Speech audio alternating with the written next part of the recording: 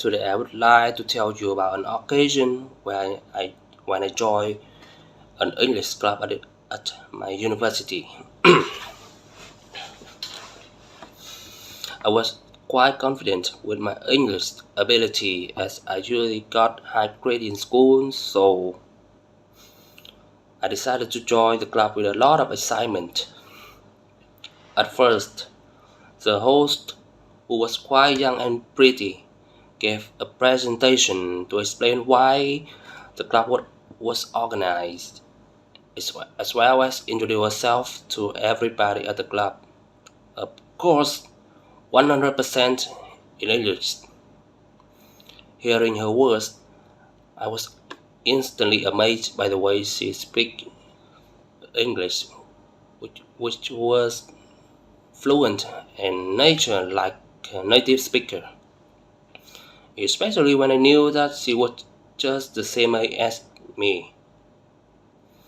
And when it was my turn to introduce myself to the club, I felt like something covering my mouth that made me unable to say anything but just choose simple words: I am me.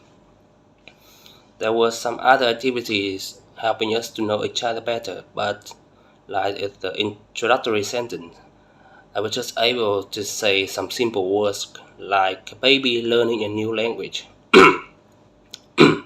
My pride in me as a good student usually got high grades in school really collapsed, and I knew that the distance from learning English while at school to speaking English fluently was too far, so I have a lot of things to learn to become a master of language. Today I would like to tell you about a lesson that I still remember so far, which was the first lesson of my IELTS preparation course a few months ago. In high school, I usually got high grades in English, but during my time at work, I was unable to say a complete sentence, so I decided to join an IELTS course not solely to enhance my English skills but also to have a better work opportunity in the long run. Our teacher, surprisingly, was 5 years younger than me, and it was admirable when she revealed that she got H.IELTS right from 16 or 17 years old. My first lesson was about IELTS reading, when we learned some strategies to deal with those difficult tasks. And the strategy that amazed me the most was the keyword table. It means that I have to find all the keywords that make the connection between question and answers. Any decision we made had to be based on some basis, not just rely heavily on our instinct. Honestly, such instinctive work was also the way I used for my job that had that has led me to nowhere. And thanks to my teacher, my English skill as well as my mindset ability were rooted in such lessons.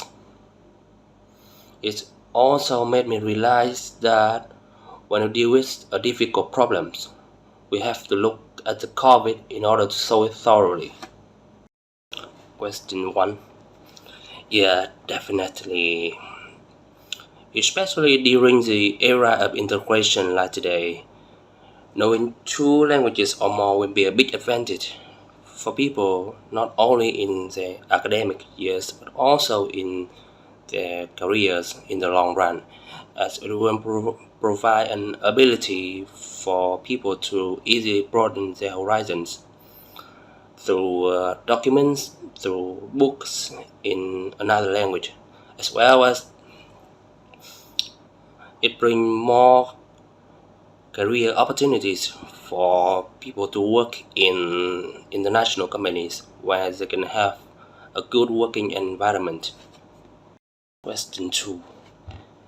As far as I know, There are a lot of methods to help one learn learn a new language, such as talking to a native speaker, shadowing techniques, and so on.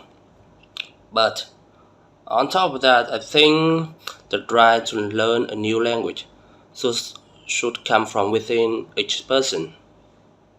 So they can deliberately find a method that suits their abilities. Question 3. From 4 to 6 years old, as far as I know, is the most suitable time for people to learn a new language, as I have read some studies related to this topic. During this period, our brains are best simulated to easily absorb a new language besides our mother tongue. This is the reason why a lot of parents in Vietnam let their kids learn English right from kindergarten in order to build a fundamental language knowledge for the kids. Question 4. I think that it would be lame when we compare which skill is more important, because it depends on the field we are working in. Take my job, marketing, as an example for these questions. The demands of your job requires to communicate a lot with our customers, our colleges. So in this case, speaking might be more important. But when having a look at other fields like researchers, like academics, writing skill might play a more vital role, as people working in such fields have to write a lot of articles for journals, for newspaper, or even books, in which they show results of their study and justify them through data, through statistics. So I would not give judgment on which skill is more important. Question 5. I don't think so, and I think it would never be so, because language plays a vital role in minorities in particular and in countries in general. It is not only a means for people to communicate with each other in a certain community. It is all, but bigger than that, it is also a symbolic thing of a country, of a cultural identity, of a long history throughout the country's development path. A country without its a country without its own language is no longer a country, but instead it's much more like a colony, and it's exactly an evil to eliminate any language.